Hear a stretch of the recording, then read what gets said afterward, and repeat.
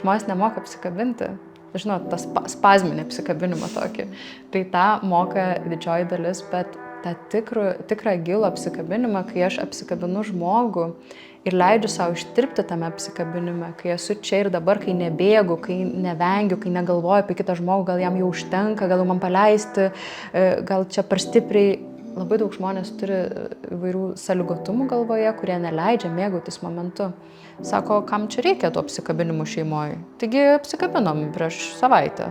Kaip vyrai sako, ar ne, myliu, jeigu pasikeis, pranešiu. Poros kartais net sunkiau prisileidžia vienas kitą, negu kad šiaip žmonės pirmą kartą matantis vienas kitą pamokoje. Ir tai yra taip liūdna, nes atrodo, gyvena kartu 10, 20 metų, 30 metų ir neturi to ryšio, tokio giluminio susitikimo, sąmoningumo, išbuvimo vienas su kitu. Ir jeigu nepraktikuojam to, tai tampa tokia rutina ir vat, kaip aš sakiau, tokia automatiškas ratas, kuriame sukamės diena iš dienos. Kai aš pati sugrįžau į savo kūną, kai aš pradėjau šokti, kai aš pradėjau mėgautis per kūną, aš atradau tikrą džiaugsmą. Čia yra viskas, ko reikia. Tai yra malonumas būti kūne. Mes juk norim būti laimingi, o laimės ieškom prote. Prote laimės nerasim. Laimę galim rasti tik tai per jausmus, per kūną, per patyrimą. Labai smagu, kad čipsaisi iš karto. Toks fainas pokalbis, manau, nusimato. Tai svečiuose turiu Dianą Wind. Bet įdomu, pradžiai ir noriu paklausti, ar čia yra tavo, kaip čia slapyvardis toks? Taip, ne. Aš noriu viską perskaityti, nes aš bandžiau įsiminti visus dalykus, kokią tu patirtį turi ir aš galvoju, nu gerai, šitą pamiršt galiu ir taip toliau, tai aš tiesiog perskaitysiu dabar. Gestalto psichoterapijos praktikė, juoko jogos instruktorė, sertifikuota veidoskaitos ekspertė, kaučerė, kursų moteriams įkūrėja, Zuk, Kizomba ir bačiato šokių mokytoja ir masažų terapeutė. Tai pradžiai aš norėčiau paklausti, kaip įmanoma, kad tu tiek visokių gražių žodžių esi apie save prisirinkus. Iš tikrųjų turiu nemažai patirties ir čia dar ne viską išvardinai, mindfulness ir visokie kiti kursai dar šalia, dvasinis kelias, kurio jau pati taip padarė didelę įtaką ir iš tikrųjų daug tų praktikų ir dalinuosi dabar, tai tiesiog savo kely labai daug mokausi, tyrinėjau ir dabar mokausi ir psichologiją. Tai kaip pasakai, kad norėtum psichologiją studijuoti, tai aš esu šitam kely. Ir taip pat dirbu psichoterapeutė, tai toks truputėlį skiriasi psichologija nuo psichoterapijos. Juoko joga taip pat atsirado vėliau, kai reikėjo kažkokių dinaminių praktikų su vaikais dirbant, nes aš ir mokykloje šiek tiek turiu praktikos dirbusi. Ir mindfulness visą tai papildo, atrodo, visą tą bendrą holistinį vaizdą, kurį turiu apie žmogų. Ir visos tos praktikos mokymai padeda man geriau dirbti su žmonėm. Tai iš esmės tiesiog po truputį vis kažką tyrinėjant, mokantis, atrodo praplečiu tą matymą ir galiu matyti žmogų iš įvairių pusių, taip pat ir per iš jo gimimo datos galiu daug išanalizuoti, tai va dar ko nepaminėjai, tai dar ir tuo užsiimu. Dabar jau kaip papildoma veikla, daugiau prie psichoterapijos, prie coachingo, bet tai irgi svarbi dalis, nes taip galim pažinti žmogų giliau už jo visų sąlygotumų. Ir tada žmonės sako, wow, čia aš pagaliau kažkas mane atpažįsta tokį, koks aš esu. Tai manau, kad visa tai tiesiog padeda man geriau pažinti žmonės, nes kaip ir tu greičiausiai, jeigu psichologiją norėjai studijuoti ir dabar užsiemi visu tuo, ko užsiemi, taip ir aš visada domėjausi apie žmogų ir iš visų pusių. Psichologija atėjo žymiai vėliau iš tiesų, tai ir psichoterapija. Pradžia buvo mano pačios kelias, mano pačios dvasinis kelias, pačios ieškojimų kelias ir toliau įvairūs mokymai, kurie papildė tai mano pačios paieškas tiesiog, nes supratau, kad mano patirties neužtenka, kad galėčiau padėti kitiems žmonėm. Tam tikrą prasme galiu vesti žmonės tiek, kiek aš pati nuėjusi, bet kuo daugiau įrankių turiu, tuo labiau man tai padeda. O kaip iš vis tada sugalvojai, kad tu nori būtent padėti žmonėm? Kažkaip nuo vaikystės turėjau šitą jausmą. Dabar, kai jau išsianalizavusi per įvairias sistemas ar astrologiją ir visas kitas sistemas žmogaus pažinimo, tai ten labai aiškiai parašyta, kad aš tobulai tvirta dirbti su žmonėmis, padėti jiems. Tai kažkaip natūraliai turbūt nuo vaikystės ir jaučiau ir siekiau tuo. Ir atsimenu tokį momentą, kai vaikystėje žiūrėdavau kitus žmonės ir galvodavau, čia yra viskas iš gyvenimo, jie tiesiog sukasi tokiam kaip užburtam rate, automatiškai ir aš žiūrėdavau ir galvodavau, tai dabar ateina savaitgalis, tada ten su šeima į kokį gimtadienį, perki dovanas, kurių nebūtinai reikia tiem žmonėm, kažkokį daiktą, tada veži tą daiktą, tie žmonės po to su to daiktu kažką naudoja, nenaudoja, išmeta arba perdovanoja kam nors, tada pirmadienį vėl į darbą, ar ne, tada savaitgalį vėl reikia kažkur užsimti su šeima ir toks atrodo, toks ratas, kuris kartojasi ir vis žmonės net nesusimasto apie kažkokius gilesnius dalykus, apie tai, kaip jie jaučiasi tame. Nes aš atsimenu vieną momentą iš vaikystės, kaip aš esu gimtadienį ir aš žiūriu ir aš galvoju, žmonėm net nelinksma ten. Toks jausmas, kad visi tiesiog yra, nes turi būti, nes yra įprasta ar ne. Bet nesusimasto, kodėl aš čia esu, apie ką, kokia man svarba yra to žmogaus, kad aš ateinu dėl jo, apie jį pabūti, o ne tik, kad linksminkit mane, kaip kartais ateinam ar ne į kažkokią šventę ir atrodo visi svečiai tokie, ne apie tą žmogų yra, ne apie tą kieno gimtadienis, bet pasiruošę priimti, linksminkit mane, džiuginkit mane. Ir aš supratau, kad žmonės gyvena tokiam atsitraukime nuo realybės, nuo čia ir dabar. Ir aš žiūrėdavau ir aš galvodavau, kodėl jūs neįsitraukia, kodėl jūs ne čia, kur jūs esate, atrodo, kad mintyse kažkur, kažkiam autopilote. Ir aš jau nuo vaikystės tai matydavau, galvodavau, kad pasaulis yra neteisingas ir žmonės nesupranta, kaip gyventi reikia. Ir tada kažkaip galvoju, studijuosiu aš psichologiją. Tai va ir man pačiai aš vaikystėje turėjau daug patirčių su nerimo sutrikimu, su tokiam panikos priepuoliais mokykloje ir aš nežinau, kas su manim darosi. Ir aš tiesiog mane vedė pas labai daug skirtingų specialistų ir nei vienas specialistas negalėjo manęs atverti. Aš buvau tokia uždara. Ir aš galvoju, aš studijuosiu psichologiją ir aš atversiu žmonės. Aš žinau, kaip prie manęs prieiti, jūs nežinot ir aš galėsiu padėti tiem žmonėm, kurių negali niekas atverti. Tai va, tai tokie mano tokios ambicijos vaikiškos buvo, kur po to taip ir vystėsi.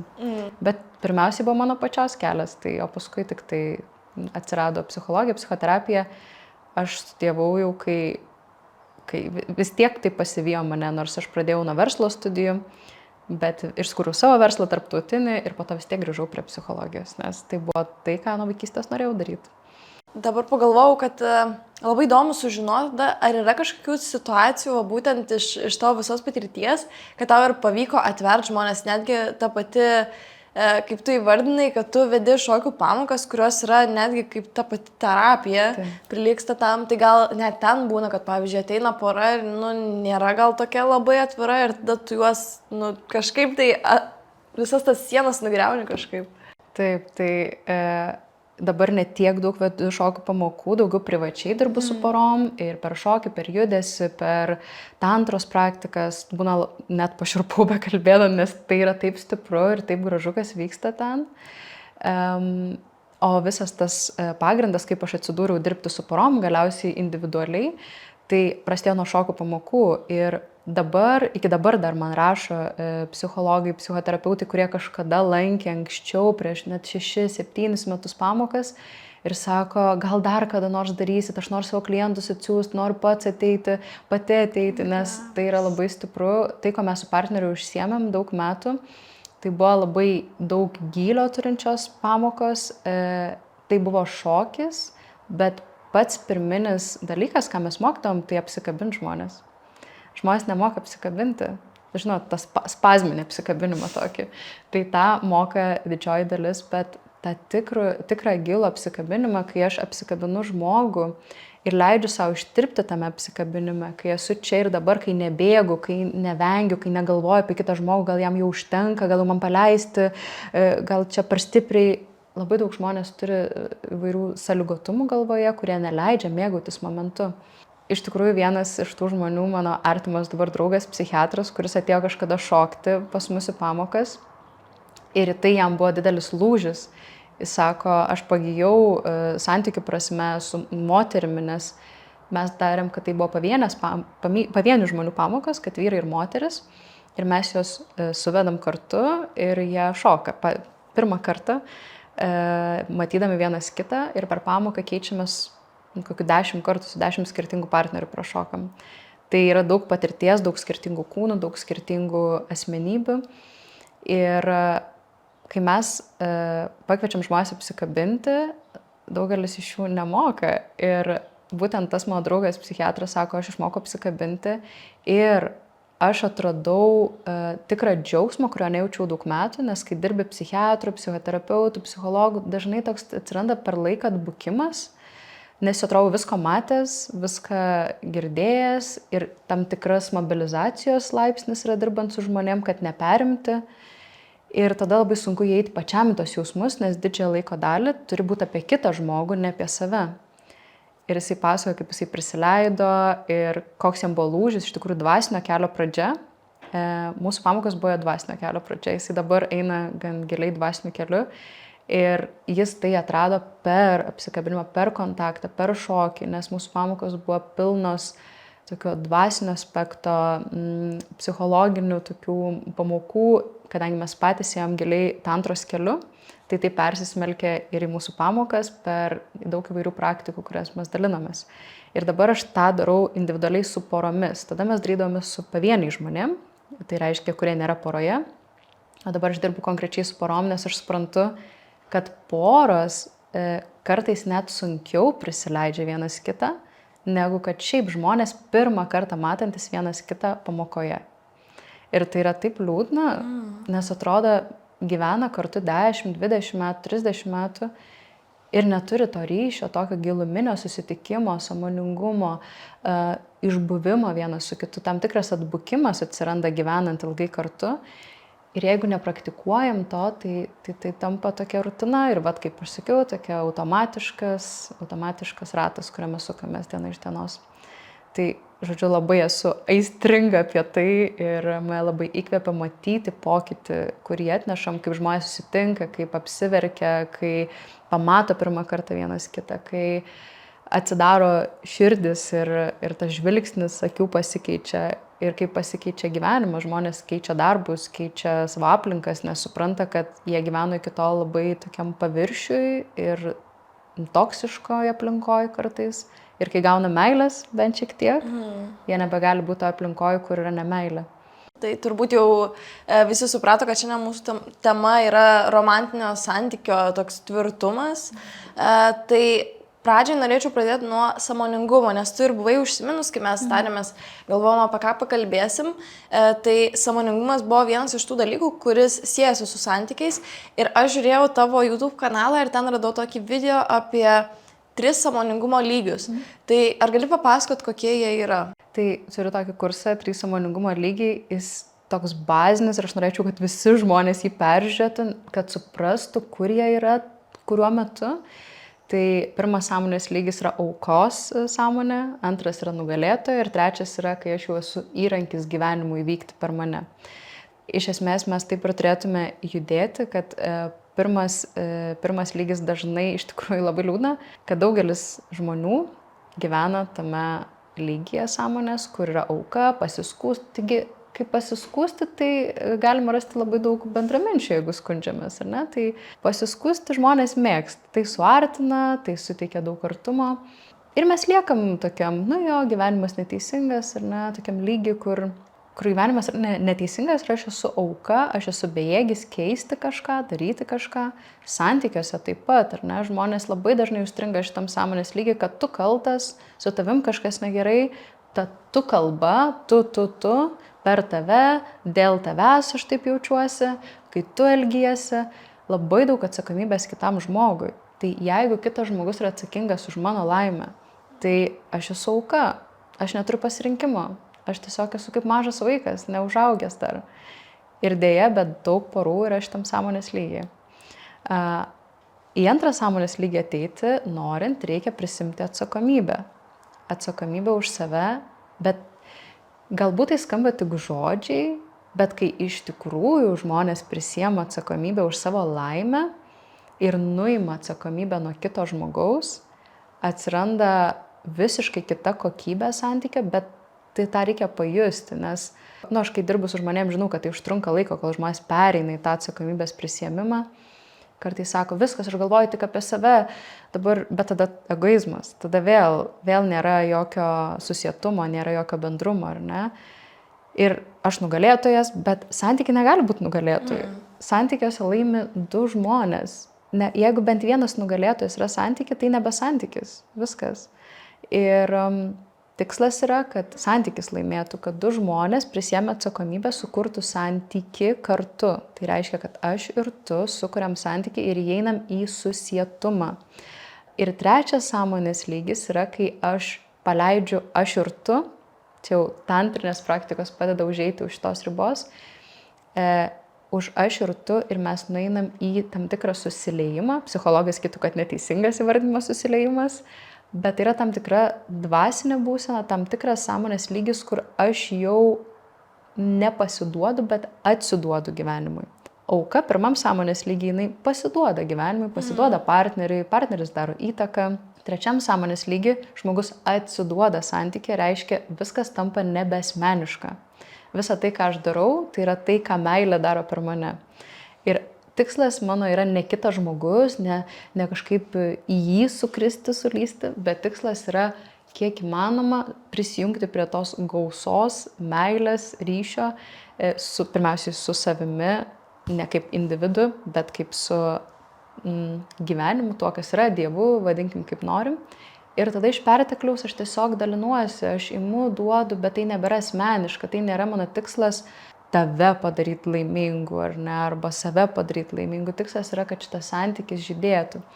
Šitas sąmonės lygis sunku kalbėti, daug knygų, filosofijos parašyta apie tai, bet kai žmogus ateina, jisai jaučiasi pilnas ir iš pilnatvės gali dalintis. Tik trečiam sąmonės lygi santykiai poros yra įmanomi, kurie nėra iš reikalo, kurie yra iš pasirinkimo tiesiog. Aš renkuosi būti su tavim. Iki tol tai yra iš reikalo. Pirmam sąmonės lygi man reikia tavęs, tu turi užpildyti mano vaikystės poreikius, kurių neišpildė mano tėvai. Antram sąmonės lygi man reikia kažką pasiekti per tave, kažkaip mano gal įvaizdžiui tai gerai yra, arba aš galiu įrodyti savo jėgą, arba aš galiu pasitarnauti ir tu mane įvertinsi, ne? Arba visuomenės akise aš būsiu super, nes aš esu santykiuose. Trečiam sąmonės lygyje žmonės tiesiog dalinasi, tada jau nebesvarbu nei koks tas kitas žmogus, nei net ir jo sąmoningumo lygis nebesvarbu, bet tai nereiškia, kad turim būti su žmogum santykyje, kuris netinka, tas yra klaida. Trečiam sąmonės lygiai nereiškia, kad man viskas tinka ir su manim galima elgtis bet kaip ir aš dabar tiesiog atsiduodu. Ne, čia yra aukos sąmonė, aš pasiduodu tokiu atveju. Trečiam sąmonės lygiai aš renkuosi, kur man būti, aš jau turiu atsakomybę, bet mano tikslas yra, va čia meilė. Jeigu mes būtume santykiai, tai meilė yra mūsų tikslas, bet ne mes vienas kitam. Tai tikslas nebėra asmeniškas, jis yra kažkas aukščiau, kažkas, kas mus jungia bendro. Tai toks trumpas gal apibūdinimas. Trumpas. Tu ne vieną kartą jau minėjai tantrą ir man įdomu, kaip vyksta ta visa praktika. Tantra dažnai daugelis žmonių siejasi su kokiu žodžiu? Su seksu, man. Taip, seksas. Tai kadangi kelios sutros iš senovinių tantros tekstų yra su sueitim, tai yra seksualinės, dėl to kaip ir Kama sutra, pavyzdžiui, ne, irgi turi seksualinės tokias pozicijas ir tai už karto siejasi su viskas, tai yra seksas. Tai irgi sako daug apie mus, apie mūsų visuomenę, ko mums trūksta iš tikrųjų, ko mes gėdijamės, apie tą ir kalbam, tą iškeliam, tą kažkaip norisi vis išnešti kažkaip į dienos šviesą. Bet tantra tai yra senovinė praktika kaip ir joga. Tai labai daug ir tokių praktikų per kvėpavimą, per susijungimą, per tam tikras kūno pozicijas. Bet praktika, ta terapija, galbūt, kurią aš užsiemu, galim pavadinti tantros terapija, nes tai nėra tantros praktika, tai tikra senovinė tantra, kur žmogus eina į dvasiniu keliu. Tai, ką aš taikau poroms, tai yra daugiau tantros terapija, sujungiant psichoterapiją ir tantrą. Tai gaunasi toks junginys, kad mes panaudojam tantroje taikomas technikas, kaip pavyzdžiui kvėpavimą, žiūrėjimą į akis, buvimą kartu, tam tikrą energetinį darbą per centrus skirtingus, kurie pas vyrus ir moteris skiriasi, kurie yra pozityvūs, įkrauti pozityviai ir kurie yra negatyvūs, tai yra imlus. Ir mes suderinam tą polariškumą ir suderinus poliariškumą gaunam tam tikrą stiprią energiją, kurią galim kažkur panaudoti. Tai tantros praktikos yra daug apie intimumą, apie energijos kėlimą, apie energijos sujungimą tarp partnerių. Ir iš esmės tantros filosofija yra, kai sutinka vyras ir moteris, pliusas ir minusas, jie susijungia ir sukuria magnetą tokį, ar ne, ir sukuria labai daug energijos, kurią gali kelti į viršų ir plėsti sąmonę. Kadangi aš pati einu dvasiniu keliu, sąmoningumo keliu, taip pat vis tiek tai yra persismelkę to. Aš nežiūriu į tai tik kaip terapeutė, į tantrą arba į tantros terapiją, aš žiūriu į tai kaip į augimą, kaip tam tikrą dvasinį kelią. Ir didžioji dalis mano porų klientų yra tie, kurie eina sąmoningumo keliu. Mano didžioji dalis klientų ne tik porų, bet ir individualių konsultacijų. Pavienių žmonių yra einantis sąmoningumo keliu, dvasiniu keliu ar gilinantis į save, tai ne tik kažkurį vieną polių pasirinkę, ar ten terapija, psichologija, ar dvasingumas, kažkaip tie, kurie nori apjungti. Tai tantra vyksta, jeigu taip ta tikroji tantra, vyksta vienaip, bet tantros terapija, kuo užsiemu aš, tai yra per įvairias kūno praktikas susitikti su partneriu giliam lygmenį. Būti čia, būti 100% sąmoningu, būti ryšyje. Tai daugiausiai kūno naudojimų, galima taip pasakyti.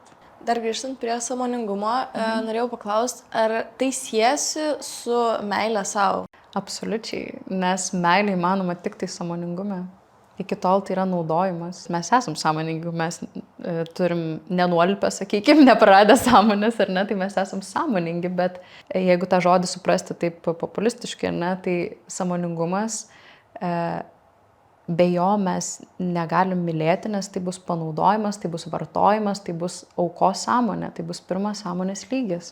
Beaugant sąmoningumui, aš pradedu suprasti, kad ne tik aš esu svarbiausia, nes vaikas iki 7 metų yra labai egoistiška būtybė, jisai tik nuo 7 metų iš egocentrizmo pradeda išeiti, kai mokykla ateina, kai pradeda mokytis tokių dalykų, kaip kas yra laikas, kas yra kiti žmonės, ką reiškia dalintis.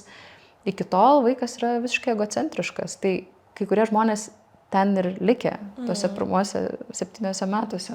Ir tikslas yra užaugti, tai reiškia, jeigu žmogus auga, bręsta, jo sąmonė plečiasi, jis pradeda matyti ne tik per save ir savo prizmę, kad aš noriu gauti, tu man turi duoti meilės, duok man apsikabinimą, man trūksta, kodėl tu išeini, grįžk namo, aš jaučiuosi vieniša, aš pavydžiu, kur tu ten su kitais kažką leidi laiką, ar ne, daug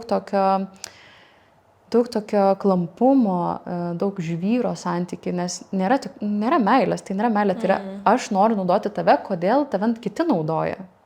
Pasisavinimas. Tiesiog pasisavinimas savo reikmėm, kaip kokį daiktą, kaip siurblį namie turim savo partnerį.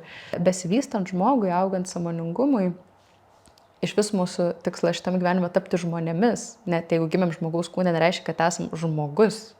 Daugelis gyvena vis dar gyvūnų lygmenį. Tai tikslas yra beaugant ir vystantis sąmoningumui, iš tikrųjų atrasti, kas yra ta meilė, kur yra už asmeniškumo. Už aš, mano, man patinka, kad tu taip elgies, tada aš tave myliu, man nepatinka, tai tada aš tave atmetu. Tikslas yra tikrai pasiekti tą būseną, kur yra nebeasmeniška, kur nebe man reikia tavęs, kur aš nebematau tavęs atskiro nuo savęs. Gal tai, ką kalbu, truputėlį skamba ne taip lengvai suprantama, bet jeigu nors kartą pajusit gyvenimą, tai suprasit, ką turiu omeny, tai yra tam tikra sąmonės kokybė. Be sąmoningumo tiesiog meilė nei savo, nei kitam neegzistuoja. Neįmanoma tai yra. Ir kai sako žmonės dabar meilė savo, norisi kursai meiliai savo, dabar ta tema tokia labai išplito. Aš sakyčiau, kad tik per kitą mes galim patirti meilę savo. Tai reiškia, kad jeigu aš myliu tik save, tai čia ne meilė. Tai yra tiesiog atsiskyrimas. Meilė gali egzistuoti tik tai per santykių su kitu. Visi žmonės turi atrasti savo tinkančią pagalbą. Galbūt esi išbandęs tradicinę terapiją ar klausęs saviugdos kursus, informaciją kaip ir žinai, bet jauti, kad kaip ir nesijauti labai laimingesnis. Su tuo susitvarkyti gali padėti mūsų podcast'o draugas Mind Body Terapija. Šioms problemams spręsti mūsų draugas Mind Body terapija siūlo per terapinį procesą išplėsti sąmoningumą ne tik verbaliai, tačiau ir per kūno procesus. Mūsų kūnuose yra emociniai blokai, todėl kartais, norint pasiekti trokštamų rezultatų, reikia atliepti ir kūno procesus. O darbas su kūnu, geštalto terapija gali padėti išgyventi prisiminimus ir emocijas būtent čia ir dabar. Tokioje terapijoje gali būti įmanoma efektyviau užbaigti praeities įvykius, pilnai pajausti savo, o ne visuomenės diktuojamus poreikius, bei turėti galimybę ieškoti konstruktyvių būdų jiems patenkinti. Dabar yra idealus metas pasiruošti naujai pradžiai. Apsilankykite Mind Body terapiją Facebook, Instagram ir jų svetainėje, kad susipažintumėte daugiau ir apsilankytumėte savo pirmoje sesijoje pas psichoterapeutę. Ilgalaikiai pokyčiai yra įmanomi, kai pasitelkiama visa žmogaus visuma. Tad ženkite savo pirmąjį žingsnį su mūsų podcast'o draugu Mind Body terapija. Toliau kalbant apie sąmoningumą, tu dar minėjai, kad santykius, jeigu aš gerai supratau, kad galima kurti santykius, kai partneris nėra sąmoningas. Bet aš buvau pasiruošęs tokį klausimą, ar viskas tai jau reiškia, kad skyrybos, jeigu tu jauti, kad tavo partneris neįtin sąmoningas, bet kaip suprantu, tada nebūtinai? Žiūrint, kokių santykių norisi. Čia kaip klausimas, ar galima kurti santykių su mažu vaiku. Galima. Mes kuriam santykių su mažu vaiku, tik mes turim suprasti jo sąmonės lygį ir jam atleisti už tam tikrus poelgius, tam tikrą elgesį ar ne, mąstymą, matymą, emocinę išraišką. Galima kurti, jeigu mes kuriam santykius su žmogum, kuris yra vaiko sąmonėje, tai mes turim tai suprasti ir atitinkamai su juo ir būti, bendrauti, elgtis. Tikrai galima. Bet jeigu norim lygiaverčio partnerio, tai reiškia, nes tai yra neįmanoma, jeigu mes esam 30 metų poroje ar 40, tai faktas, kad bus visada nebus visada vienodas sąmonės lygmuo, bet užpildžius bazinius poreikius, patenkinus savo bazinius poreikius, arba jeigu santykiuose partneris padeda tenkinti mūsų emocinius poreikius, mes galim susitikti ir nebūdami kažkiam labai aukštam sąmonės lygmenį. Kartais tiesiog žmonėm atitinka. Vieno trūkumai yra tai, ką kitas žmogus turi. O to žmogus, kas tam žmogui reikalinga, tas žmogus turi. Ir jie sueina. Bet tokių porų nedaug. Visi kiti dirba sunkiai. Iš esmės, augimas, kad vyktų, tai yra būtina žmogui, kad būtų augimas. Bet kas yra labai didelė klaida, ką aš girdžiu, daugelis žmonių dabar būna santyki ir sako, man reikia pradirbti, kad manęs nebeerzintų tas partneris, man reikia dirbti su savim. Taip, iš dalies yra tiesa, bet kaip, pavyzdžiui, santykė būdamas dramblys su žuvim, gali pradirbti žuvis, kad dramblys toks didelis. Gali tiesiog sutaikyti, kad jis toks yra, bet kad kažką aš pradirbsiu iš to ir išsinešiu savo. Pakeisiu savo mąstymą. Taip, tai tiesiog reikia, vienintelis yra susitaikymas, bet ten pradirbinėti kažką, kad mane erzina, kad jis yra dramblys. Jeigu tau tiesiog pavyks priimti, jeigu darbas su savim yra priėmimas, kad jis yra dramblys, kol tu plaukiai vandenį ir esi žuvis, tai viskas gerai. Bet jeigu tai yra noras kažkaip iš savęs išlaužti, kad dabar man reikia gal irgi rasti bendrumą, gal man reikia dažniau vaikščioti ant žemės kartu su to drambliu, nes jis turi kojas, aš irgi turėčiau kažkaip, ar ne, ir mes turėtume susitikti kažkur. Tai čia jau prasideda nesąmonė, čia jau yra savęs apgaudinėjimas.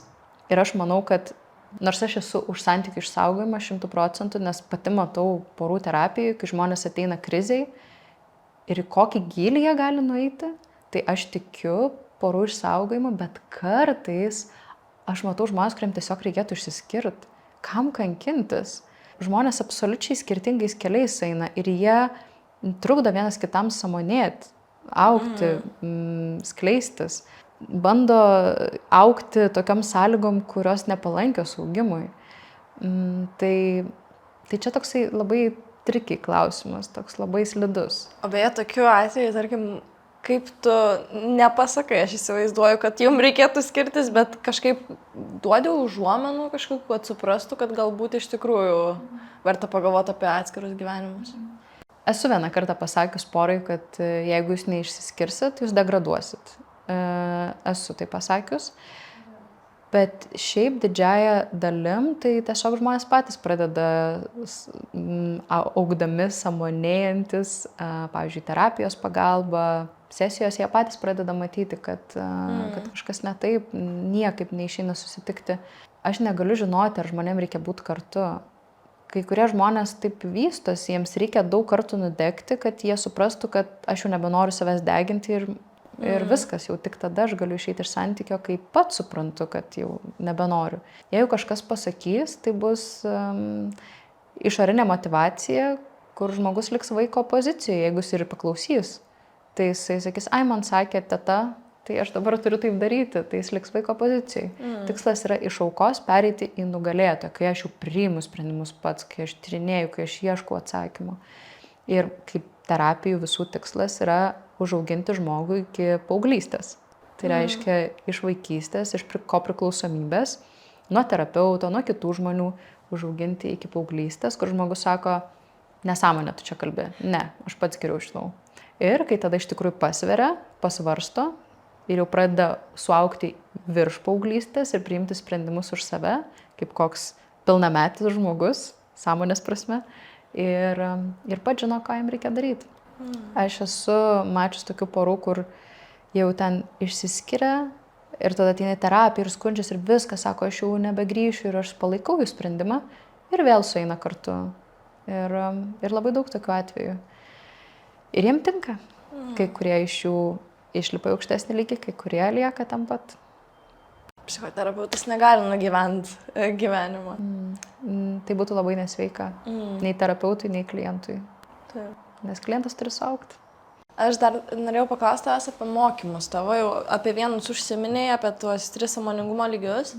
Dar mačiau mokymus apie energetikas. Dabar nepamenu, kaip jie tiksliai vadinasi, bet gal gali papasakoti ir apie juos, ką tu komunikuoji būtent tuose mokymuose. Tai energetinis intelektas tikriausiai tas kursas. Taip. Jis yra ne tik apie energetiką žmogaus, bet iš esmės tas kursas irgi vienas tokių pirmųjų mano, kuris gimė visiškai iš manęs.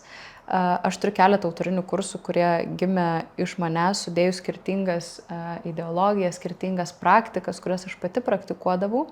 Ir jis yra ir apie kūno valdymą, apie savo fenomenologiją, pažinimas savo ir kitų fenomenologijos, apie kūno kalbą, gestus, apie mikrojudesius, microexpressions vadinasi.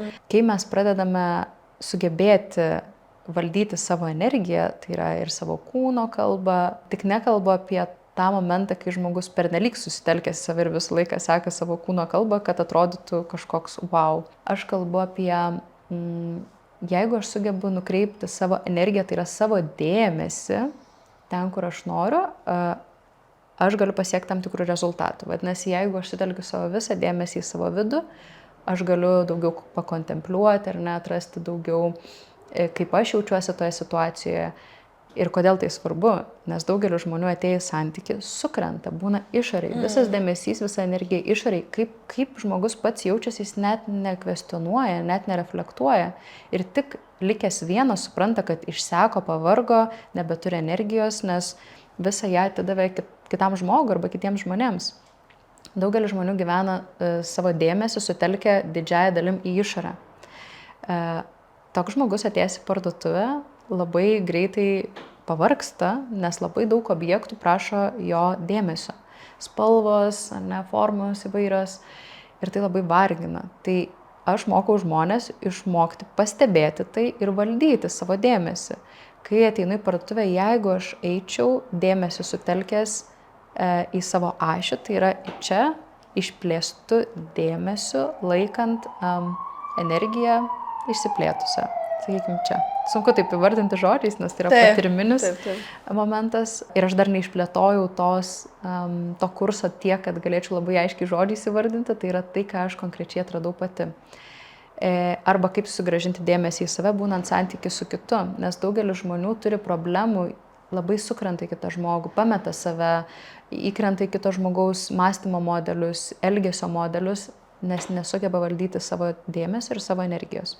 Tai yra ir apie dėmesio valdymą, apie energijos valdymą, apie įsisąmoninimą, kur aš esu. kur yra mano dėmesys. Kaip gimė šitas kursas, tai gimė šokių pamokose. Aš eidavau šokti su partneriais ir pavyzdžiui, jeigu esate kad nors šokę su pietiečiai labai karšti. Ir kai jie šoka, pas jos klubai juda, viskas labai daug energijos, viskas pasikūrė. Ir aš ateidavau šokti ir man kaip šiaurietei tai būdavo labai nejauku. Ir aš galvodavau, ką man daryti, kad aš nespinduliuočiau, kad aš irgi čia kažko noriu. Ir aš galvoju, man reikia visą dėmesį sutelkti čia. Arba į širdį, arba į viršų.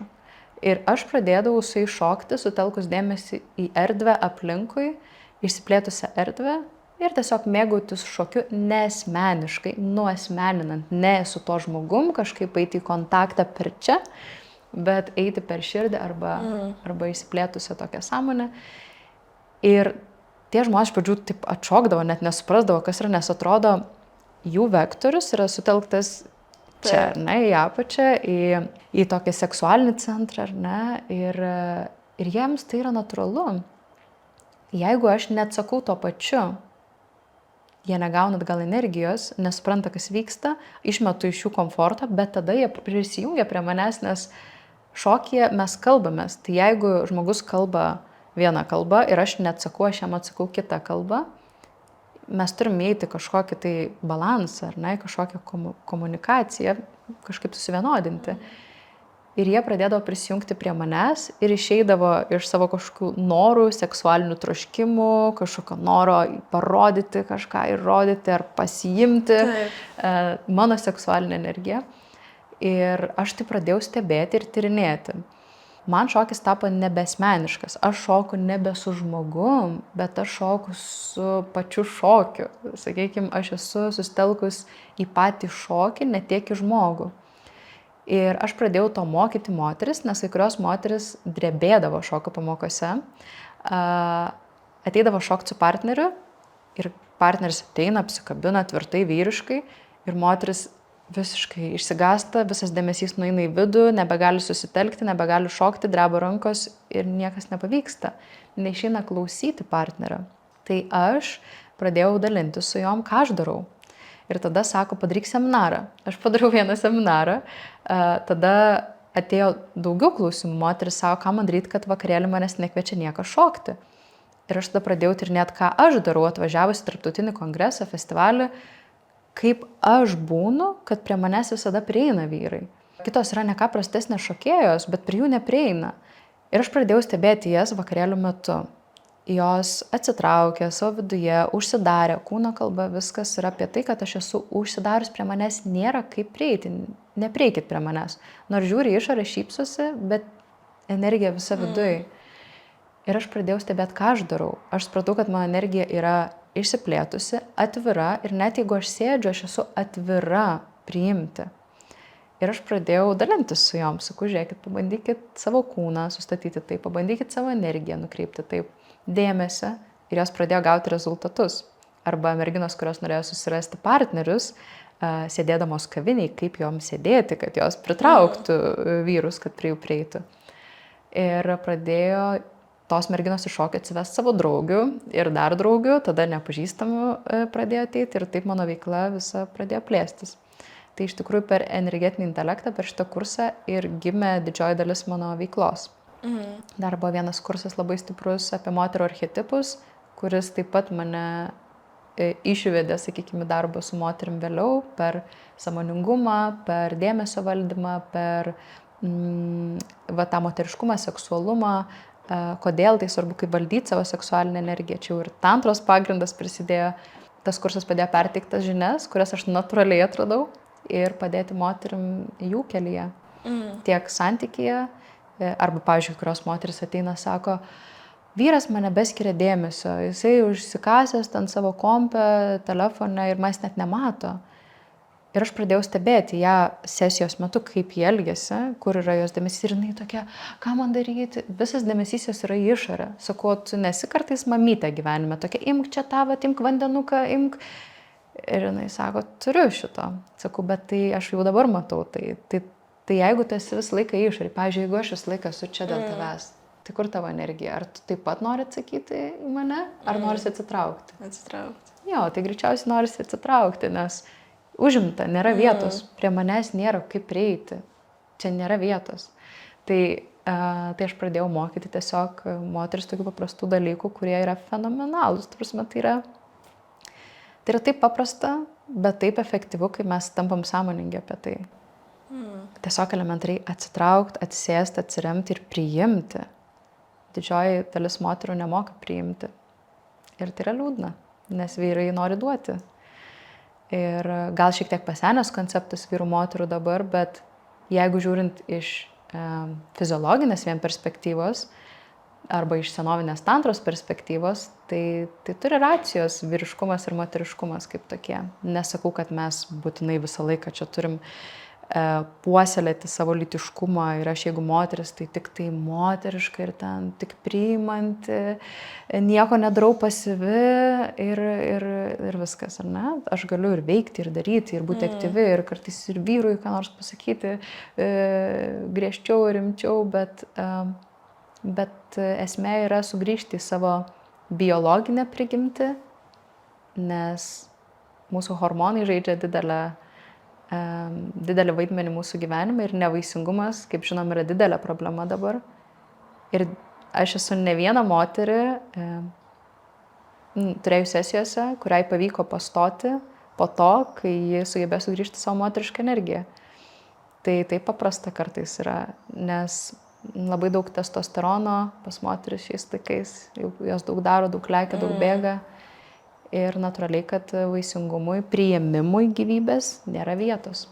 O taip biologiškai ir šiaip, tarkim, su energetikom visom dirbant, toks ir yra tas konceptas, kad moteris turi imti, o vyras duoti. Nu, ne tai, kad turi, bet tiesiog taip priimti labiau. Aš galiu iš tantros perspektyvos papasakot. Aha, labai įdomu. Yra 2 pozityvūs centrai. Yra ir 3, bet dabar apsiribokim 2. Vienas yra tas, kuris yra imlus, kitas yra tas, kuris yra duodantis. Pas vyrus taip pat. Kai mes tantros pirminiai praktikoje praktikuojam arba mano šoko pamokose, mes pirmai imam šitus 2 centrus. Tai gimda pas moteris yra imli, tai yra minusinė energija. Tai yra per čia moteris priima gyvybę, priima energiją, net fiziologiškai paėmus, ar ne, pas moterį čia yra lygų, arba į vidų netgi. Pas vyrus labai aiškiai matosi, kur energija yra duodama, ar ne, fiziologiškai. Tai čia pas vyrus yra pliusas, pas moteris yra minusas. Čia krūtinė pas moteris yra didesnė dažnai. Tai yra ten, kur moteris duoda, maitina, duoda gyvybinės energijos ar ne vaikui. Ir tai yra meilė, davimas, šilmantas mamytės toksai vaidumuo dažnai įsikūnijęs moterise. Jis yra labai paplitęs, nes moterim natūralu yra duoti, tik kartais moteris nepriima, jos tik duoda ir čia atsiranda problema. O vyrai per čia priima, pas jos yra daugiau lygų, ties širdim, ties krūtinė, ar ne, tai yra ten, kur jie priima, kur jiems reikia to nurture, to tokio davimo, pasirūpinimo. Visiems mums to reikia, bet čia aš per tantros prizmę kalbu. Ir tantrai mes sukam tokį ratą. Moteris priima per gimdą, priima vyro rūpestį, priima vyro energiją, vyro jėgą ir duoda savo jėgą vyrui. Tai yra per meilę, per šilumą, per pasirūpinimą, per įvertinimą, per pasidžiaugimą mažais dalykais, per širdį tiesiog. Vyras ima per širdį, nes jam reikia to palaikymo, reikia paglostymo, reikia to šilumos, nes daugelis vyrų gyvena labai tokiam racionaliam lygmenyje. Tai yra iš prigimties tokie dalykai, kurių nereikia toli ieškoti. Yra skirtumai biologiniai, fiziologiniai. Ir aš esu tos tokios senovinės mokyklos atstovė. Aš tikiu tuo, nes labai daug to praktikavau ir kai pati sugrįžau į tą minusą ir pliusą teisingai, tą polariškumą, tada atsiranda santykyje darna, atsiranda meilės daugiau, atsiranda priėmimo, moteris nebesijaučia, kad tik ji duoda, o jis rūpužia prie teliko guli, atsiranda daug meilės ir tokio artumo, nes mes užpildom vienas kito poreikius. Tai iš tantros tradicijos moteris čia duoda, vyras ima, moteris per čia ima, vyras duoda. Ir sukasi toks ratas poroje. Tai tikslas yra atstatyti šitą ratą. O dar kalbėjai ir apie moteriškumą ir apskritai aš šiaip labai ir tavo YouTube video daug girdėjau šitą žodį ir tavo webe. Tai kodėl labai svarbu apie tai kalbėti? Dėl to, kad, kaip ir minėjau, dabar yra išsikreipę truputėlį viskas nuo tų senovinių laikų. Ačiū feminizmui, kad mes turim tiek daug laisvių ir viskas yra tvarkoje, moteris laisvos, vyrai laisvi, kuo daugiau mes busim laisvi, tuo laimingesni. Tam tikrą prasme, kai turim per daug laisvių irgi nesam per daug laimingi, nes per daug pasirinkimo, bet moteriškumas man yra svarbus pačiai, nes aš esu pakankamai stipri moteris, turiu stiprų racionalų protą. Ir kai aš pati sugrįžau į savo kūną, kai aš pradėjau šokti, kai aš pradėjau mėgautis per kūną, aš atradau tikrą džiaugsmą. Iki tol buvo viskas sauso labai, buvo viskas labai kieta, kai gyvenau tik iš proto. Ir kai atradau kūną per šokį, per judesį, aš galvoju, tai čia yra viskas, ko reikia. Tai yra malonumas būti kūne. Ir moteris yra tokia žemiška būtybė, jinai susijungusi su žeme, klubai platus, ne viskas tokia, kojos būna dažniau apvalesnė figūra, ne?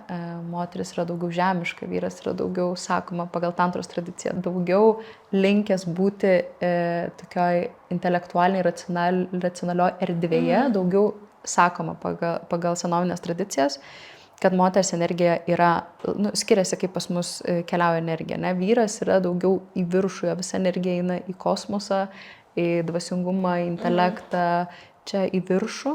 Pas moterį visa energija teka čia, į žemės, ar ne? Moters užduotis pagal mano suvokimą yra sugrąžinti į kūną vyrus ir vaikus, ir pačiom sugrįžti į kūną, pasimėgauti gyvenimu, mėgauti šitą žemišką plotmę. Čia yra tik mano asmeninis požiūris, nes tai yra mano pačios patyrimas ir aš supratau, kad labai trūksta šiandienoje praktikų, kurios būtų moteriškos, nes labai daug yra vyriško aspekto, labai daug lėkimo, bėgimo, darimo, efektyvumo, racionalumo ir mažai yra mėgavimosi, kūniškumo, išjautimo, pojūčių, sensualumo, viskas labai seksualizuota, nebėra to sensualumo, tai yra to, nežinau kaip lietuviškai, net man sunku visą laiką sensualumą išversti, sensual, tai toks jutiminis savo pradą, ar ne, puoselėti, yra labai svarbu, nes be to gyvenimas jisai neskanus, mes juk norim būti laimingi, o laimės ieškom protę. Protą laimės nerasim, laimę galim rasti tik tai per jausmus, per kūną, per patyrimą. Tai aš daug dirbu su moterim, grąžinant tiesiai moterišką pradą, nes to tikrai trūksta. Daugelis moterų jaučiasi kietos, jaučiasi nebelaimingos, bent jau tos, kurios pas mane ateina. Mažai liko tokio minkštumo, švelnumo, meilės, bent jau miestuose viskas labai į tikslą orientuota, į rezultatą ir nebėra vietos jausmam, nebėra vietos meiliai. Viskas taip labai praktiška. Ir aš tą pastebiu aplinkoje, pastebiu, kaip aš pati anksčiau gyvendavau ir suprantu, kad būtina moterim prisiminti tą prigimtį savo sensualę, jutiminę ir atnešti balansą vėl atgal į pasaulį tiesiog per tai. Ir moterims svarbu būti kartu. Kartais pasiskųsti, kartais pašokti kartu, kartais pakalbėti, pažiūrėti akis, apsikabinti, pabūti kartu, moteris pasikrauna. Ir kai moteris augina vaikus, tarp kitko vaikų auginimas yra labai vyriškas darbas, nes tai reikalauja strategavimo, dėliojimo, rūpinimosi, ar ne? Ir šalia to moteriškas, kad aš maitinu, kad aš globoju, ar ne? Tai atveria širdį, daugelis moterų dalinasi, kad tai atveria širdį. Ir jos pajunta tokią meilę, kurios prieš tai nežinojo, kad yra. Bet vis dėlto daug kietumo yra, daug tokio menedžinimo, valdymo, delegavimo, nedaug ten, nes viską, vaikas priklausomas nuo mamos pirmus porą metų bent jau. Tai viską mama daro, tas darimas toksai. Ir moteris yra labai stiprios, bet jos, beaugindamos vaikus, dažnai pameta savo tą prigimtį, kuri yra jausminga, nes kartais jausmingumui nėra vietos ten, kartais reikia tiesiog daryti. Tu nori, nenori, tu tiesiog eini ir darai, reikia daug. Tai dėl to, man atrodo, yra svarbu dirbti su moterims, ta moteriška energija, kuri yra tokia nuostabi, graži ir stipri, labai stipri. Tai nėra apie tokį pasidavimą kažkokį, kad tegul vyras daro, aš čia atsitrauksiu, vat, ir gulėsiu. Ne, tai kaip tik yra apie įtraukimą, apie mėgavimąsi, apie pulsavimą, apie gyvybę. Nes prote nėra daug gyvybės, prote yra viskas apskaičiuota, kieta, aišku, struktūriška, sausa. Dabar apie šitus dalykus, kalbant apie moteriškumą ir vyriškumą, labai esu fainą lentelę mačius. Ir šiaip, ką tu kalbi, man labai rezonuoja, nes tikrai esu ir pašnekovų turėjus, kurie nelabai tiki tą energetiką gal, o man šiaip labai šita tema įdomi. Ir esu mačius tokią lentelę, kur į 4 dalis suskirstyta, vienoje pusėje moteriška energetika, kitoje vyriška. Ir mes ir tos turim. Ir pavyzdžiui, jeigu, tarkim, kažkokia agresija tokia kaip ir nesveika kyla, tai irgi turi tada į moteriškumą, į spanų vykti, tokią moterišką energiją. Tai labai įdomus toks irgi dalykas tom energetikom. Taip. Ir iš tikrųjų, tantroje, pavyzdžiui, moteris yra iniciatorė. Moteris veda vyrą į praktiką. Ne vyras yra iniciatyvus tantros teorijoje, filosofijoje. Ir tai yra svarbu, nes moteris kviečia vyrą į kitokią erdvę. Moteris geba laikyti erdvę, ne? Jeigu žiūrint gimdos energiją, mes galim laikyti erdvę kūdikiui, tai tarsi indikuoja, kad mes galim laikyti erdvę vykti, ar ne, kažkokiem jausmam, pojūčiam.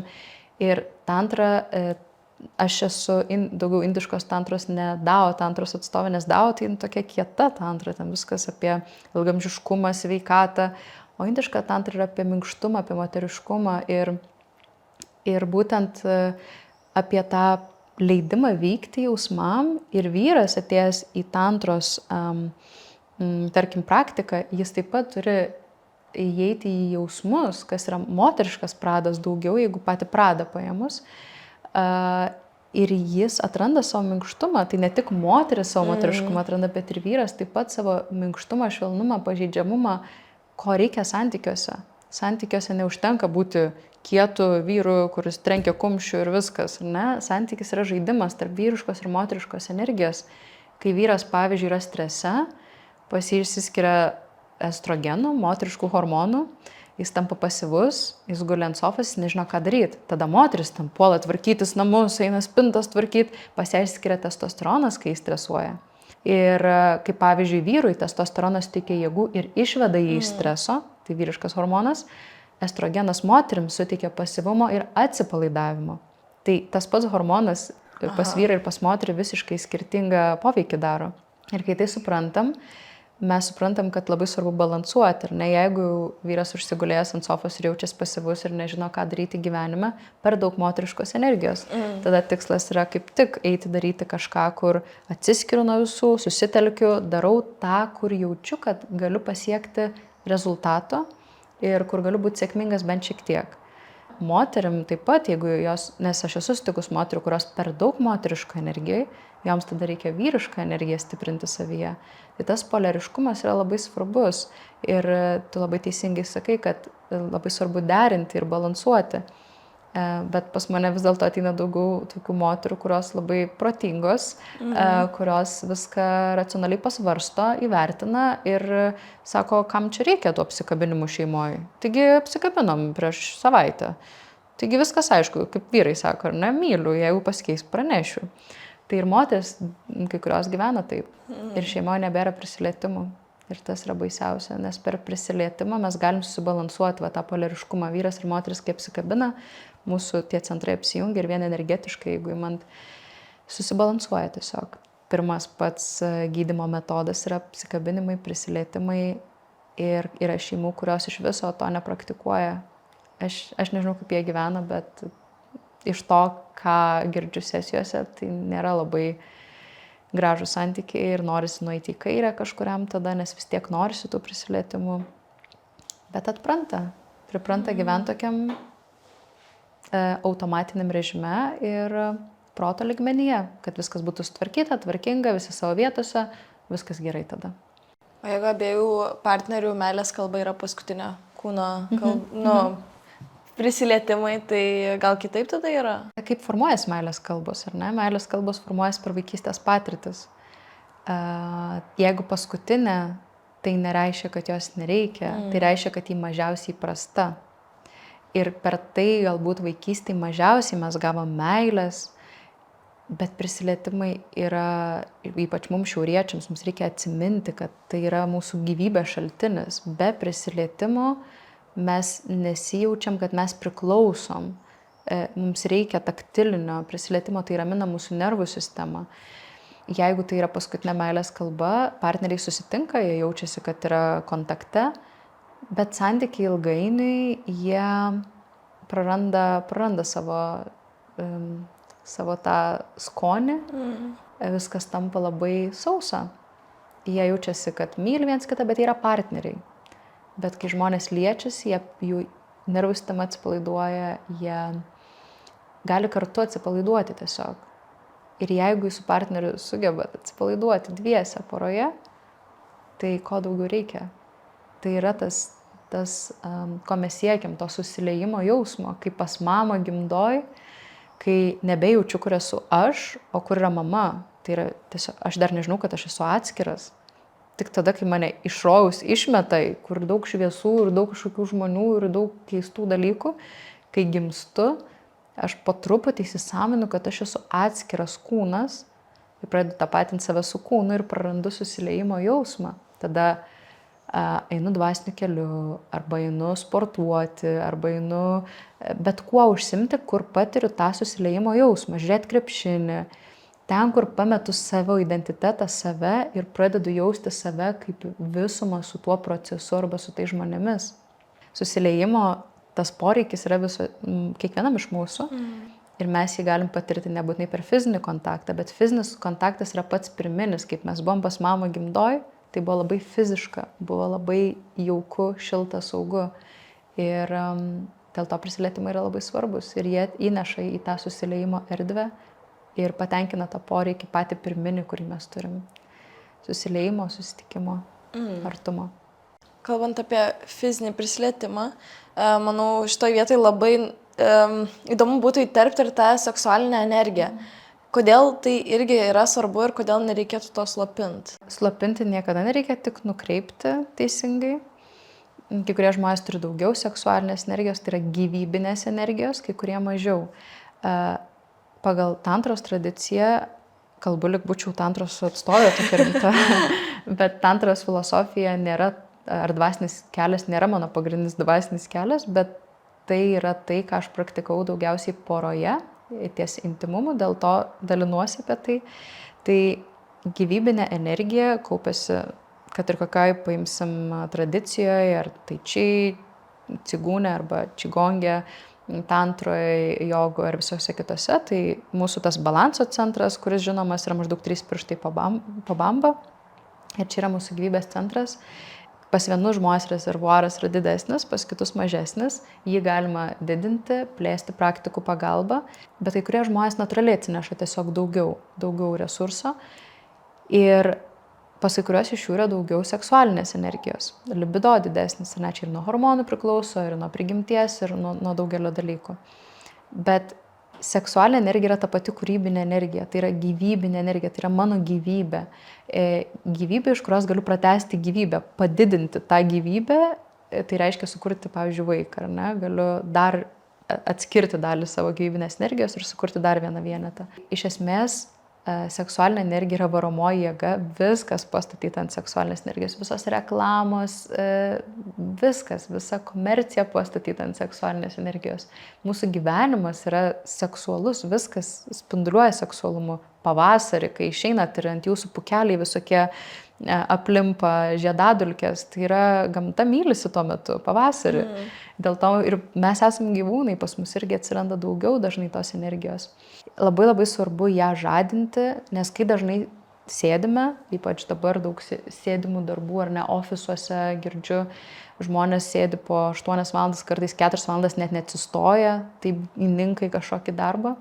Viskas čia užstingsta, nebėra gyvybės, nebėra energijos, nors tiesiog prigult grįžus iš darbo, kai būtų žymiai sveikiau, pavyzdžiui, pasivaikščiot, nes mes būnam pavargę mentaliai, bet nebūtinai pavargę fiziškai ir išeikvoja savo gyvybinę energiją.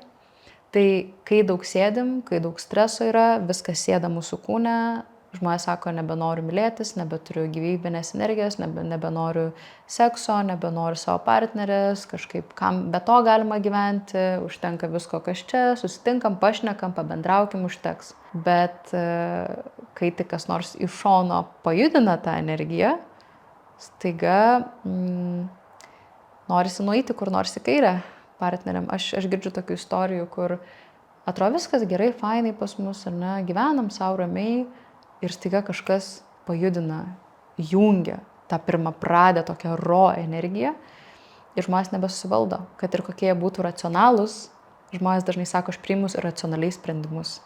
Aš netikiu, nes didžiąją dalį sprendimų mes priimam emocionaliai, remdamiesi, bandydami įrodyti, remdamiesi savo racionaliais kažkokiais paaiškinimais apie savo emocijas. Iš esmės labai svarbu žadinti seksualinę energiją, gyvybinę energiją. Žadinti tai pirmiausiai per fizinį aktyvumą, per veiklumą, per darymą, ne? Nes tada mes jaučiamės gyvi, kai jaučiamės gyvi yra žymiai kita kokybė gyvenimo, negu kad būtume užsispaudę čia ir kažkas netyčia prasprogdintų tą energiją ir tada nežinom, kaip ją suvaldyti. Ir tada reikia valdyti kažkaip ją ar spausti, ar ne? Bet ką spaudžiam, tas veržiasi dar labiau. Tai tikslas yra nukreipti, tam yra įvairios praktikos, seksualinės energijos valdymo ir elementarus įkvėpimas į viršų, pavyzdžiui, kaip per šiaudelį, ir iškvėpimas čia padeda jau iškelti šiek tiek dalį tos energijos ir į sąmoningumą. Čia jau tiem, kurie turi per daug. Bet dabar susiduriu daugiau, kad žmonės yra tokiam strese, kad orgazmai, pavyzdžiui, pas moteris yra tokia reta prabanga. Taip, dirbu su nemažai porų, kurios turi problemų su tuo. Ne tik pas moteris, vyrai negali dėl to, kad yra užsistresavę, moteris negali dėl to, kad turi labai daug sąlygotumų ir taip pat daug streso ir gyvena čia. Tai energija nenusileidžia iki apačios. Arba, pavyzdžiui, ateina pora, kur abudu intelektualiam lygmenį labai gerai sutarė, o čia nieko nevyksta, sausa. Ir kai atvedam juos į kūną, sako, kaip fainai, bet savo dabar ir pasipykt norisi, nes čia yra tokia pirmapradė energija, ar ne, tokia, kai išjudinam, prabunda tokio noro ir kažką truputį paflirtuoti ar truputį prisikabinti prie partnerio kažkaip. Paflirtuoti. Jo, tai yra gyva, tai yra gera. Žmogus nori būti gyvas, nori judėti ir kai mes priprantam prie tokio statiško gyvenimo būdo, viskas tampa labai pilka ir neįdomu. O jeigu kalbant apie seksualumą, tai tu vėlgi mokai moteris, kaip atrasti, tiesiog kažkaip paskatinti savo seksualumą, tai irgi kodėl moterims svarbu jį puoselėti. Būtent dėl to, kad jau dėl tų priežasčių, kurias minėjau, bet iš esmės moteris, labai mažai moterų patiria orgazmus, tiesiog elementariai. Aš kai sužinojau apie tai, besimokydama vienam tantros kurse moterims, nes buvo porų ir buvo vienas savaitgalis moterim. Ir aš nuvažiavau tą savaitgalį moterim, mano mokytojai nėra iš Lietuvos. Sako, pakelkite ranką moteris, kurios nepatiria orgazmo. Ir pakėlė, aš nežinau, 80% moterų. Arba, kuriom iš jūsų pavyksta pačiom patirti orgazmą, tada pakėlė irgi nemažai tų moterų, bet ne visos. Ir aš galvoju, wow, kodėl? Ir aš pradėjau stebėti tas moteris ir aš supratau, kad tai yra viskas apie buvimą mentalę, norą sukontroliuoti, apie įvairių sąlygotumą, baimės, traumas iš vaikystės, neleidimą savo jausti, mėgautis, nes ta, kuri mėgaujasi, yra kažkokia ten ar visaip kaip būdavo sakoma anksčiau, ar ne. Ir dabar dar yra sakoma. Tiesiog daug yra sąlygotumo ir aš kaip moteris dėl to noriu dirbti su moterim, kad padėti joms, nes kitoj pusėje tvoros yra daug malonumo ir džiaugsmo. Ateikit čia. Tai dėl to dirbu su moterim, nes jaučiu, kad daug yra sąlygotumo ir matau santykiuose ir su vyrais, kai dirbu asmeniniai terapijai, vyrai dalinasi, kad moteris neprisileidžia, nenori intimumo, nenori sekso, nenori ryšio, tiesiog. Ir tai yra didelė problema. Kartais būna ir atvirkščiai, tikrai būna, bet dažnai pastebiu tą tendenciją, kad moteris kažkaip jos yra jautresnės, subtilesnės ir jom įsileisti, prisileisti kitą žmogų ar ne vyrą, ypač nėra taip paprasta, nes yra jautru, intymu prisileisti kitą į save. Mes vakar su draugu dalinomės, jisai sako, vieną kartą, sako, viena moteris prie manęs ir pradėjo inicijuoti intimumą, į seksualinį ryšį eiti, kviesti. Sako, aš pasijutau toks pažeidžiamas, toks išsigandęs, sako, kažkoks susigėdęs. Sakau, bet taip moteris nuolatos jaučiasi, kai vyras ateina su ta savo jėga ir energija. Dabar man reikia įsileisti, aš nežinau, ar aš pasiruošęs, aš nežinau, kaip aš jaučiuosi, ar aš esu atvira, kas pas mane vyksta, ar mano kūnas pasiruošęs, ar ne, yra daug minčių prabėga. Ir moteris sako, ne, kitą kartą. Ir tada po 1, 2, 3 atstumimo vyrai jaučiasi kaip kastruoti, kad negali prieiti, nežino kaip, kitų būdų nežino dažnai kaip prieiti, jeigu nėra edukuoti pakankamai. O mūsų visuomeniai trūksta edukacijos ir aš mokau ir vyrus švelnumo, prieimo, kaip liesti elementariai. Tai kai jie to išmoksta, tai gali sutikti kitais būdais ir moteris tada jau sako, gal galim ir daugiau ką nors dabar jau, kai aš jaučiuosi tokia, kad mane myli, mane mato, galiu priimti. O įdomu tada, kur yra riba tarp seksualumo ir vulgarumo? Seksualumas yra mūsų pirmapradė energija, tai yra gyvybė. Vulgarumas yra iš užspausto seksualumo, kai aš noriu parodyti, išreikšti, išnešti išorę. Ir tai yra hiperkompensacija. Aš kompensuoju savo trūkumą, bandydama jį suintensyvinti ir iškelti, parodyti į išorę, sutelkti energiją į išorę, kad pamatytų kiti, nes aš viduje jaučiuosi, kad aš esu pažeidžiamas ten arba kažkur yra nebalansė ta energija. Tiesiog elementari hiperkompensacija, kas psichologijai labai aiškiai žinoma, kad aš kompensuoju tas dalis, kur jaučiu trūkumą.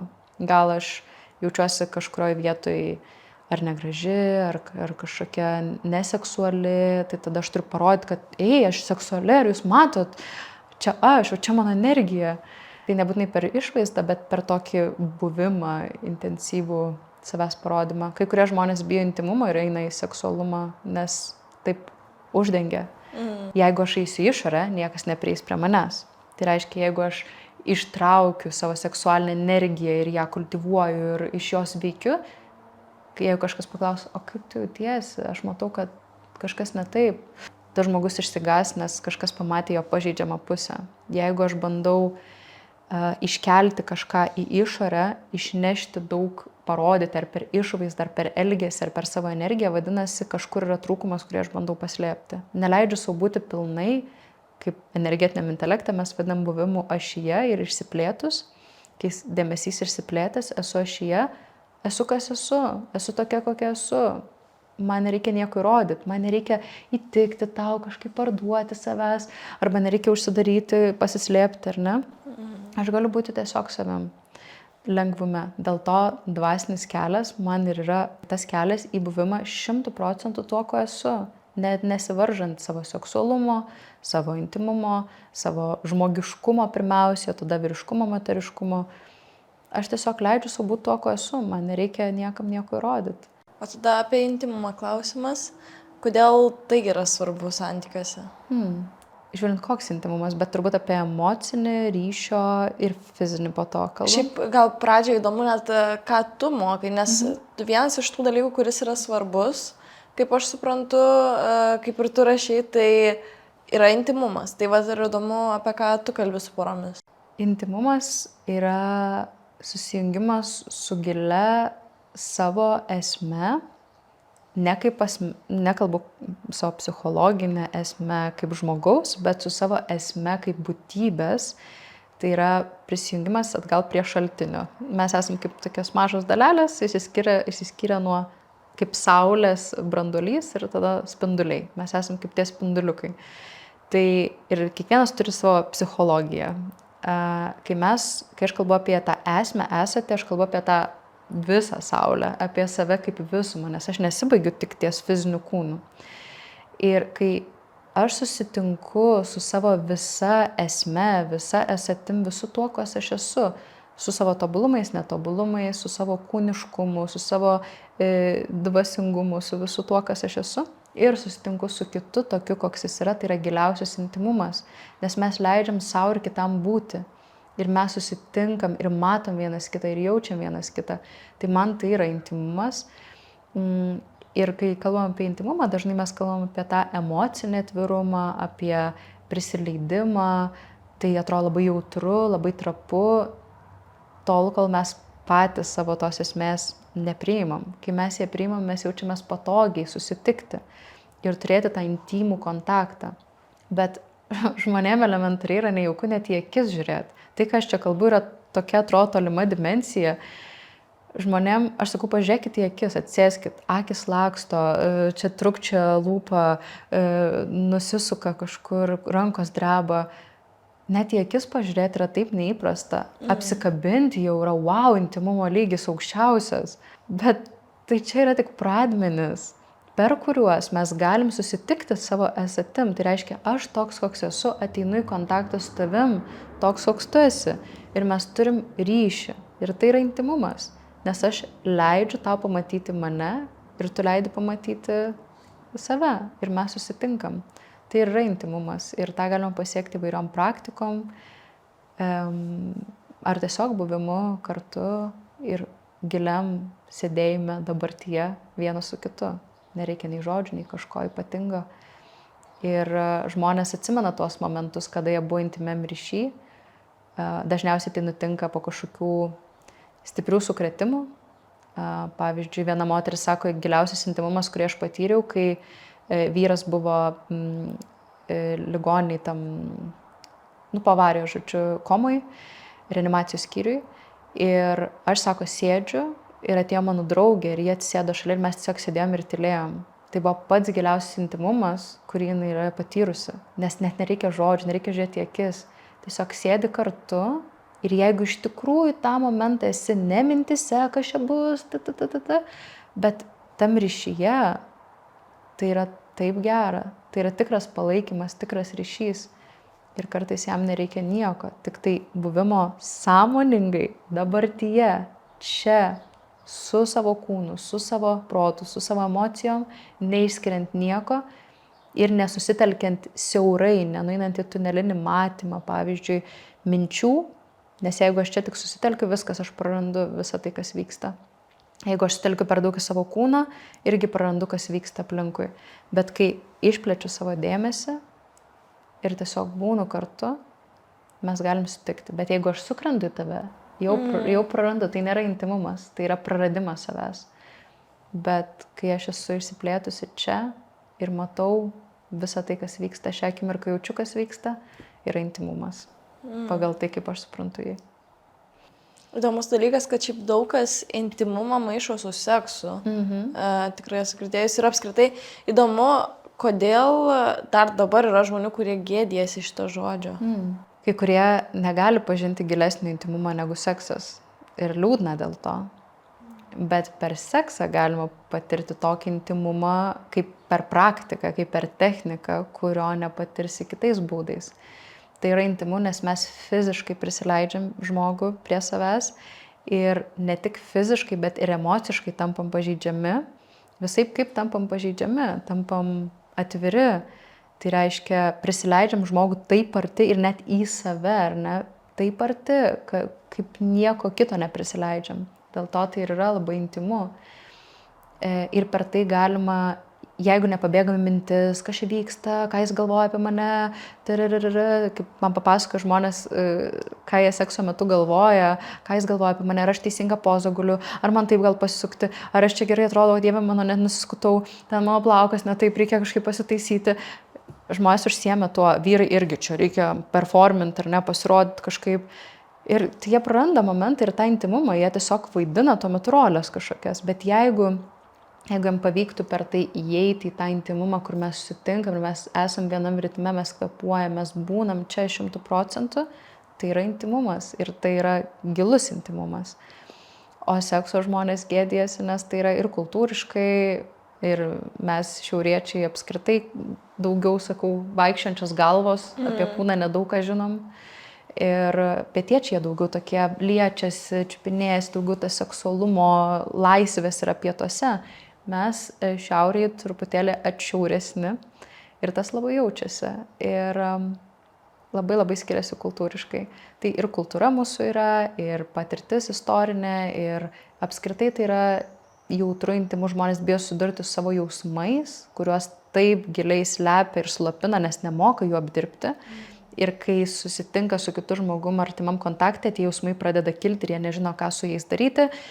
Ir tada norisi juos kažkur vėl užkišti giliau, bet jau nebeišeina. Tai intimumas yra baisus dalykas, nes jame nėra jokių paslapčių, jame yra tyras buvimas, natūralus, džiaugsmingas, vaikiškas buvimas, kuris daugeliu žmonių yra pamirštas, nes yra nejauku šitam pasauliu, kuris yra sutvertas racionaliai, parodyti savo jausmus. Ir dėl to seksas yra intimiausia forma, kurią mes daugelis pažįstam. Ir tai gali būti nuostabi priemonė, bet tai gali būti ir tiesiog, kaip vairuoti mašiną, valgyti, mylėtis, gali būti net labai automatiška ir jokio intimumo ten gali nebūti. Kita vertus, iš tikrųjų būna santykių gal, kur jau antiek važiuoja žemyn, kad gal net ir to paties sekso nebūna. Taip. Tai net ir tos intimumo forma. Taip, ir kai jos nebelieka, tai tikrai važiuoja žemyn. Santykiuose niekada nėra lygios linijos. Santykiai arba kyla į viršų, arba leidžia žemyn. Nieko.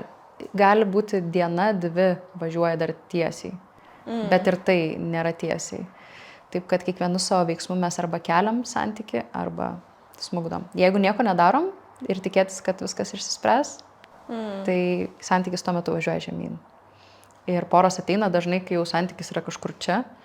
Ir tada sako, statykit mus kaip bomba čia, pradžioj, per medaus mėnesį. Tai yra ką veikti, bet įmanoma.